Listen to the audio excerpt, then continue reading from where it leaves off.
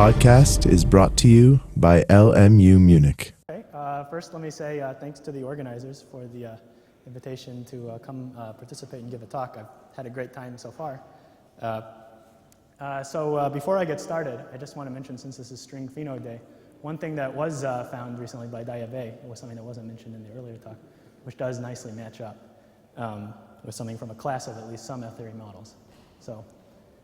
And it involves something involving non-commutativity in certain regimes. And what I'm going to be talking about is non-commutativity, not so much in the internal directions, but rather in the four space-time directions.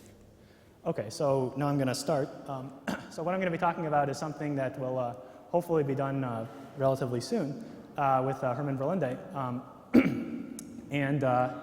The basic idea is that 4D non-commutativity, at least in our space-time, throughout I'm going to work in Euclidean signature, is it provides kind of an old idea for regulating a field theory. And the idea is that basically to imagine that the x's don't commute up to some 2 tensor like theta mu nu. And via Heisenberg uncertainty relation, this leads to some kind of minimal resolution scale for the resulting geometry. And there are various limits you can take in string theory where this will come about. So for example, you put it in a large flux, take a zero slope limit. It also seems to underlie some kind of pre-geometric notions of what might be something more algebraic that leads to geometry in some particular limit in various more fundamental formulations, potential formulations of string theory. Now doing this sounds very attractive, except that it comes at a very steep price, at least in the 4 dimensions that we live in, which is that when you switch on this tensor, you've lost Lorentz invariance for kind of obvious reasons. So what I'm going to be talking about is a potential way to solve this or save this in the context of 4D Euclidean theories, where instead of considering a single non-commutative parameter, I'm going to consider a whole orbit of them that are swept out by the Lorentz group. And what we're going to see is that on average, what's going to happen is that for any individual point in that orbit, it's true that it's going to break non-commutativity. But there's going to be a precise sense in which the worldsheet theory is going to retain SO4. And I want to explain that fact. So the idea is that although an individual point is going to break it, there's going to be a sense in which this thing averages to 0, and that's going to be retaining a notion of SO4. Okay, so the main example, or the main algebra I'm going to be talking about is this one here. So here the idea is that the x's are going to commute to a family of constant self-dual 2 forms. And these can be parameterized by the 't Hooft matrices, like this. And the n sub j's here are to be thought of as parameterizing points on a 2-sphere. So the idea is that there's some norm for these guys. View them as basically a unit vector norm inside of R3. And this sweeps out a 2-sphere. So the point is that for a given nj, it's true that you break to something smaller, SO4 gets broken to U2. But on average, what's happening is that this thing still comes out to something that looks 0. Okay, so what I'm going to be telling you about, or the aims of this, are to find a realization of this kind of algebraic structure in some limit of string theory. See what this has to do to quantum field theory, both at the level of the open string and potential holographic duals.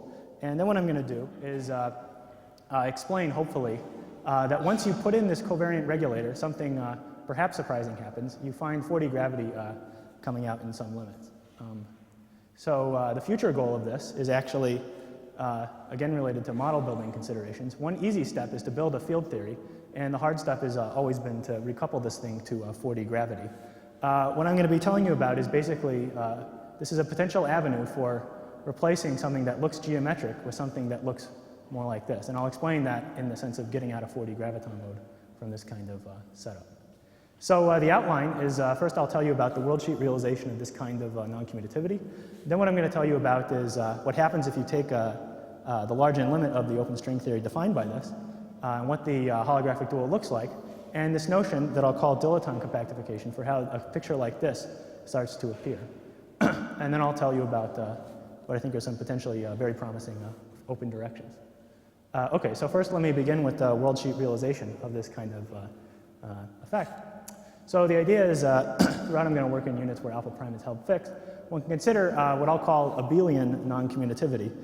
So the terminology may sound confusing because abelian things commute, but the point is that you can view it as being associated with an abelian flux being switched on through the world volume of, say, a D3 ring. And in an appropriate zero slope limit for the string theory, what you find by considering the OPEs of x's along the boundary of, say, a disk is something that looks like this for a commutation relation. So what I'm going to be doing is basically a generalization of that. I'm going to be asking what happens if we consider an open string moving not in an abelian flux, but rather in a non-abelian flux. And I'm going to be working about a specific flux background, the one called the Yang monopole background. So this is to be viewed as basically some 5-dimensional generalization of what we have for, say, the Dirac monopole. It involves a 5D monopole. It sits at the center of some geometry, and then there's an S4 which surrounds it. So from the perspective of the S4, it will look like a homogeneous instanton of SU2 Yang mills on this S4. Okay, so what happens to an open string that moves in this background? Well, first of all, what we need to do is take our SU2 Yang monopole and stick it inside of something that looks more like a Chan-Payton factor. And there's a choice of homomorphism here, and it's specified, I'm going to take a principal embedding, so this corresponds to taking the spin J representation and embedding it in the diagonal like this. I hope I did the counting right. And at the level of the world sheet theory, what you're doing is putting in an operator insertion like this. So basically, the endpoints will experience some flux, and that's captured by some path-ordered exponential, where the path ordering is along the t direction. Okay. Now, this path-ordered exponential is a rather cumbersome way to do this. So what I'm going to do instead is consider an equivalent way to describe this by introducing an auxiliary 1D quantum mechanical system. So basically, here is the bulk action, and here is going to be a set of terms. One basically is a set of triplets. These are to be thought of as basically the triplet of SU2 fluxes which have been switched on. And then there's a collection of SU2 modes. And their role in life is to enforce the SU2 algebra associated with the Yang monopole. Okay. So now you can go ahead and take the same zero slope limit as before, and you can ask what is the commutator algebra that you now get in this context, starting from this kind of system. And this is actually a bit more complicated, but thankfully it's actually been worked out not by string theorists, but actually by condensed matter theorists in the context of the 4-dimensional quantum Hall effect in, for example, these papers. This one is a string theory paper. And this is the commutator algebra you roughly get. So basically, in some limit, where you let the S4 expand to very large size, you get a commutator algebra involving, say, the ends. This looks like the SU2 you had. You also get two other commutators. One is something that looks like a Lorentz transformation, namely the ends act on the x's like Lorentz transformations. The other thing that you get is exactly the algebra we were looking for, namely the x's commute to something that involves basically an averaging over the 2-sphere. So the basic idea is that in the limit where the flux becomes very big, what the open string actually starts to see is something that doesn't actually look like a 4-dimensional space anymore as its target. Rather, what's happening is that this algebra is parametrizing a non-commutative 2-sphere. It's building up the algebra of functions associated to that 2-sphere. And in this limit, what you're getting is a smooth 2-sphere. And what you're getting instead is an open string that is seeing an effective geometry that looks like the space of all anti-self-dual unit norm 2 forms fibered over S4. And another way of saying that is CP3. So these steps were kind of done in this paper in some form for a point particle limit. And this carries over to the open string case as well. Okay. So what happened to SO4 breaking? So for each point in the N in this S2, what you have is you're actually parametrizing a complex structure on the tangent space to the S4. So you can view it as either a CP1 fibered over an S4 or a collection of R4s fibered over a CP1. And each point of the CP1 is giving you a specific complex structure. So in that sense, you've broken SO4. The breaking is parameterized by the coset at the base of the fiber, this CP1, this topological Chan-Payton or complex projective CP1 coming out of the system. Okay, so what happened to the SO4 actually? So to study that, you can look at the bulk world sheet dynamics and try and write down what the form of the BRST cohomology in the system is. So to do that, these guys are already bulk fields, but you can extend these guys into the bulk, but they're going to be kind of trivial. They're going to be BRS trivial modes that are going to be added on. So they only have non-trivial endpoint dynamics. And the way this is accomplished is in something I'm going to have to skip involving the Poisson-Sigma model. So it's basically the Poisson-Sigma model coupled to the bulk action for these x's. And a convenient way to parameterize what you get from doing that is in terms of a CP3 coordinate like this and match it to this kind of thing here, where these pi's are to be viewed as complex homogeneous coordinates on the CP1.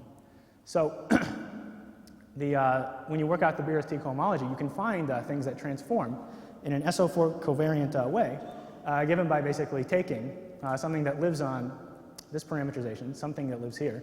This is usually a bundle-valued anti-holomorphic 1 form or something like that. and contour integrate along, say, the CP1 in the base of the system. And doing this, you get things that transform as they should under SO4. So that's the sense in which SO4 is still being retained by the system. Now, in fact, a little bit more is being retained. You can also tack on supersymmetry, and it does the same thing here. So basically, instead of talking about a CP3, you talk about a CP3/4 in the case of n equals 4 supersymmetry. So this tacks on these guys for chiral n equals 4 chiral superspace. Okay, what happened to the translations? Those are also there, actually. We're basically taking a contraction of the SO5 algebra down to SO4, including translations. So the Poincare symmetries are still being kept around. Okay, so for those familiar with twistors, what I've been doing is actually just recasting a lot of steps that are known in the context of twistors in the context of something that's coming out of the world sheet now. So the CP3 is another name for twistor space, and when we view S4 as our space-time, we're talking about a Euclidean twistor space. And this map that we're talking about here is known as the Penrose-Radon transform, and basically this is the Penrose version is a complexified version of this radon transform, used, for example, in CAT scans. Okay, so that's the main step. Basically, you get some more general type of commutator algebra coming out. And then adding on more non-trivial open string dynamics proceeds, as you might expect, basically take the Chan-Payton index and multiply or tensor in extra color degrees of freedom. So the flux in the UN factor is as before, but what happens in terms of the dynamics in the UNC factor is something different. Instead of seeing a single B field being switched on, it will now look like a triplet of B fields, parameterized by those n sub i's. Okay, so you can take an adiabatic limit and work about a particular fixed value of, say, the complex structure or the point on this two-sphere. And what you find in this case is a given non-commutative gauge theory. And this is the kind of thing that was studied, or the zero-slope limit that came out of, for example, the analysis in Seiberg and Witten. So you can follow those steps again. But now, rather than a single non-commutativity, what we're considering is a whole family of non-commutative theories being built up, parameterized by points on this CP1. By this BRST trivial CP1. Okay, so the recap so far is we have an open string limit of that's giving us something that looks like n equals 4 Yang-Mills plus a covariant non-commutativity being switched on. Okay, so now what I want to do is I want to talk about the large n limit, taking a large number of colors in the system, and ask what happens to the resulting holographic dual. Okay, so it looks like it's a reasonable open string theory, so we should expect some kind of closed string dual to exist, whatever it may be. And the strategy I'm going to follow is going to be one of building this thing up from the infrared, where I think I know what I'm talking about, up to the UV, where things are going to get slightly more murky, and I'll tell you about what I think the candidate completion of this is. Okay, so what do we know? We know that in the deep infrared, what we're talking about is n equals 4 Yang-Mills, with some chemical potentials being switched on for instantons and anti-instantons.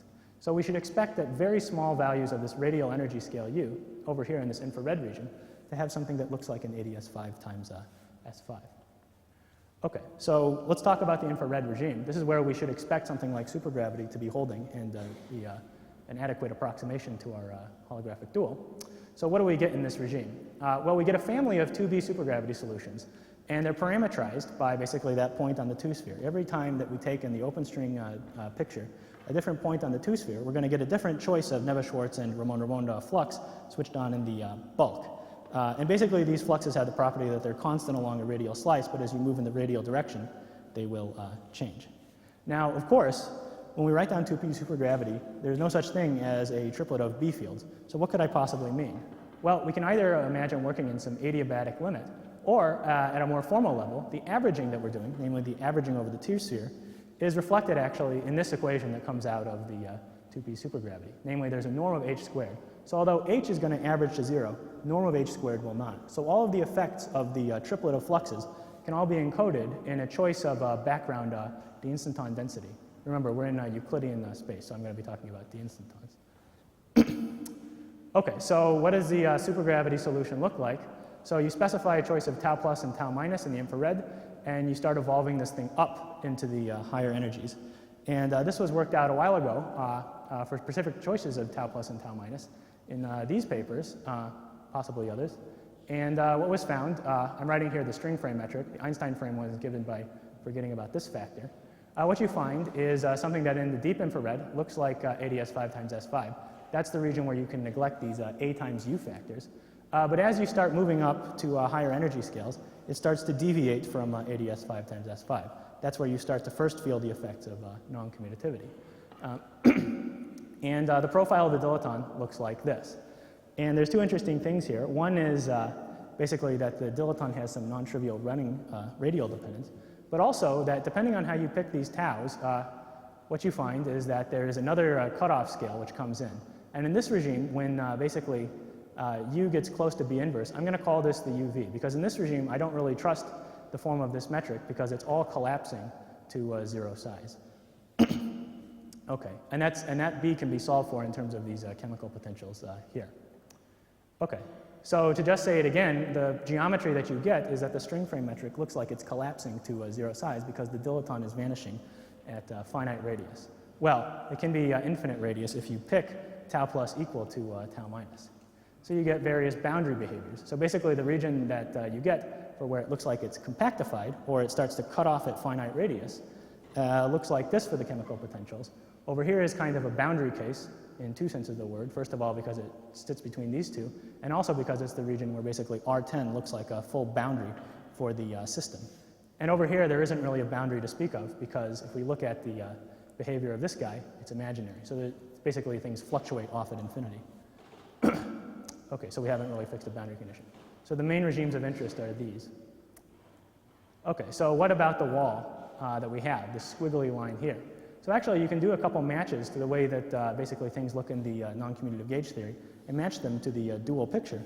So for example, you can compute the free energy for, or the action for an anti-instanton, and it has the property that actually this tau minus diverges as you get close to here. Basically, it starts off at some constant value here, but as you run it up towards this, this wall, the action starts to become very, very big. So it gets suppressed. It wants to sit, in other words, deep down in the throat. And that's, that agrees qualitatively with a feature that you have in the context of these probe anti-d-instanton inside of a D3 brain. Namely, there is a smallest size that an instanton is allowed to shrink to there's a smallest size that the instanton can shrink to. Another way of saying it is that the Coulomb branch is removed from the anti-d-instanton moduli space. So that agrees with the gauge theory qualitatively. Okay, so I already said this. It looks like the string frame metric is compactifying. Of course, if I look in Einstein frame, it doesn't look like anything bad is happening at all. What's happening in Einstein frame is it looks like I'm just putting in, by hand, some cutoff. And in the context of this, what this usually is interpreted as is that basically, since the boundary theory is sitting at some finite radius, the wave function for the graviton is still there, and so there's dynamical gravity living still on the boundary theory. Okay, and that boundary exists at finite radius, provided the chemical potentials satisfy this inequality. Okay, so so basically, as the dilaton starts to vanish, what you have is the string tension also going to 0 in the Einstein frame. And when that happens in this regime, you should also be kind of nervous about using it because, well, tensions are starting to vanish. So in this limit, what's more appropriate to speak of is not really an adiabatic approximation at all, where we consider a family of 2B supergravities fibered over, say, some CP1 or parameterized by points on a CP1. Rather, it's more appropriate to think of in terms of, say, a CP3 or even a CP3/4 living at this boundary. And the reason for that is, well, we know what the geometry looks like from the open string perspective, and we know that there is a sense in which there's a CP1 still lurking around in the geometry. So what this suggests from this picture is that we need something that breaks SL4/4 to something smaller, namely a supersphere at some finite radius. So I'll tell you about potential UV completion. You need something that breaks this conformal group, complexified conformal group, down to something that looks like this. And a natural candidate, which has target CP3/4, is so-called twister strings. And one can consider various deformations of that theory. And one of them appears to lead to something that we'll call the twistor matrix model, which I'm not going to talk too much about here in this setup. But the point is that this twistor matrix model has the property that it retains not the full SL4/4, but rather this smaller isometries. Okay, so what is the twistor matrix model? I'm not going to go into too much detail of that. Basically, we have the low energy limit of something that looks like self-dual Yang-Mills expanded around a Yang monopole background. That's kind of one definition. And one way that this was, okay, thanks. And one way that this was formulated was actually by working directly in terms of a CP3/4 and considering the lowest Landau levels in that system. One can alternatively define it the way I've done in this talk by just working directly on the Euclidean signature spacetime and talking about self-dual Yang-Mills expanded around this background. And when we do this, we introduce a scale into the problem, and the isometries that are left over look like this.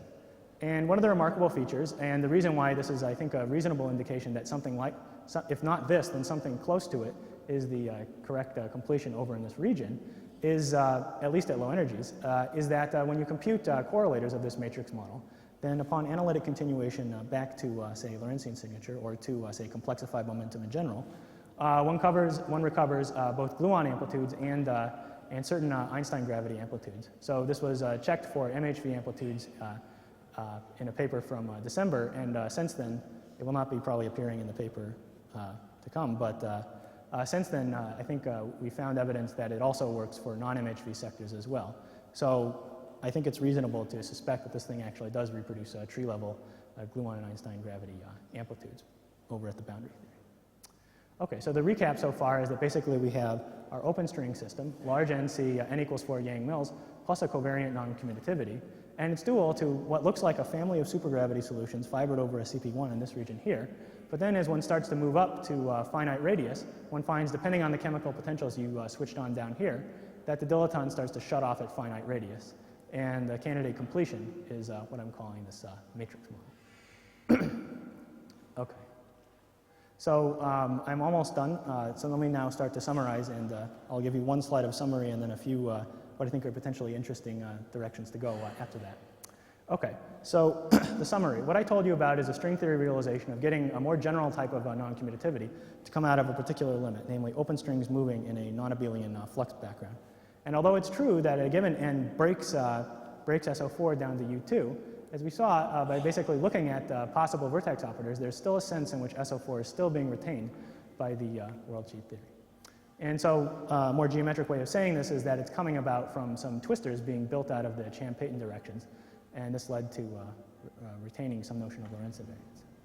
And lastly, one of the interesting things that we saw is that by putting in this covariant cutoff, there was a sense in which 4D gravity was starting to come out. And I told you about the matrix model completion as a possibility. So now let me tell you about some future directions. One is the appearance of what looks like 10 directions plus then 2 extra topological directions. And at least to me, this seems reminiscent of what's going on in F theory. Although here, instead of having an elliptic curve, T2, parametrizing, using that for the complex structure of, say, the axion dilaton system, here, rather, it involves a topological CP1, which is just being built up out of kind of things that are trivial in the bulk world sheet. So they're BRST trivial. Although one of the original motivations, I think, for F theory was that if one looks at, say, the effective action of a D1 brane, there's a sense in which 2 extra dimensions get added on, which are BRST trivial in an appropriate sense. So this is a trinity, but I don't know what to make of it so far. The other thing is the existence of this covariant cutoff and how it seemed to lead to something that had 4D gravity on the boundary theory. And more generally, one might conjecture that if you ever put in a 4D theory with a field theory and put in a covariant cutoff in an appropriate notion, there will be a 4D graviton mode coming out. Now, of course, the fine print here is, there are a couple things that are, I think, important fine print. One is the choice of signature, how to continue this from something that looks like a Euclidean signature to Lorentzian signature.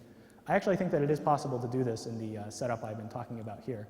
To do that, it does change a little bit of the algebraic structure, but I think it is possible to do it, and it may even appear in the paper to come. And also notions of, this is connected, of course, with notions of unitarity. And some ideas along these lines have been explored, for example, earlier. Okay, and then the last thing I want to mention is that in the context of local model building, I think this may provide a potential way to simplify some steps in the context of trying to get a 4D graviton mode back into the system. It wouldn't solve the problem of completely coupling to 10D gravity, but the easy step typically in local model building, and I put that in quotes because it still is a strenuous effort, is to decouple gravity and then build an appropriate field theory, something that looks appropriate like the standard model or some extension thereof. Then the hard step has always been to recouple this to 4D gravity. So what I've been telling you about is a potential way that this might actually happen just by switching on this covariant non-commutativity. Okay, that's it. So thank you very much.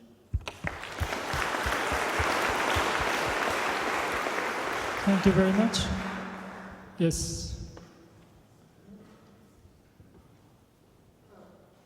This is just a comment, not an objection.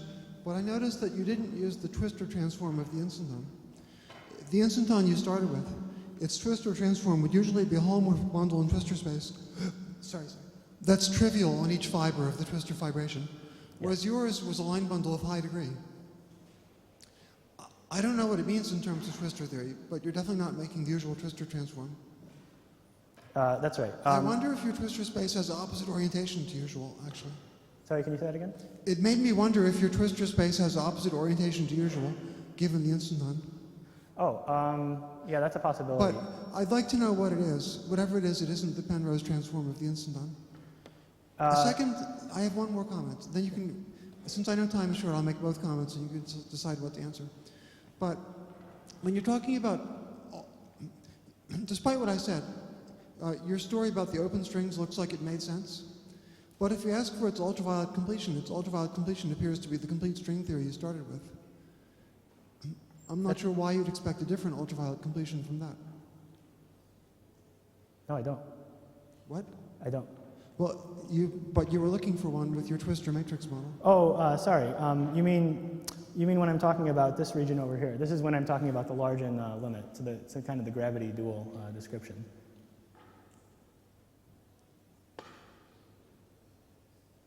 So another way of, I don't know if that answers what you're...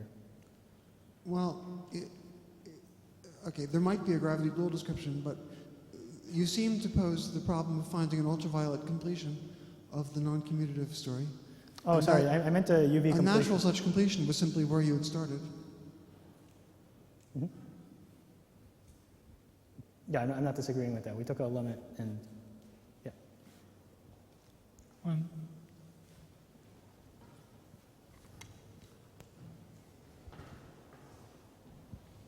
Normally, if we take n equal to 4 super mills and we make it non-commutative, we can view this as an irrelevant deformation. We start from the infrared, we see that there is an irrelevant operator that has been turned on, right? Mm-hmm. What is the relevant operator that you're turning on in this case?